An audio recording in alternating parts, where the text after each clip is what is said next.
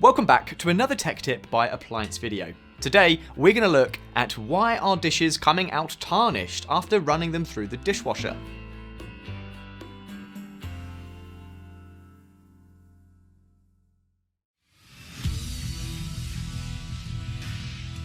Be sure to visit ApplianceVideo.com, where you will find thousands of videos on the latest technology. For a limited time, you could save big on an annual membership and take advantage of all our premium benefits. ApplianceVideo.com. Do it right the first time.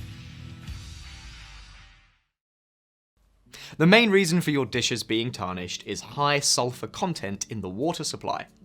Tarnishing due to sulfur becomes accelerated with dishwashing because of the high water temperatures. Sulfur can be removed from the water supply by a water softening system. If you do not have a water softener, frequent polishing and hand drying your dishes is your only solution.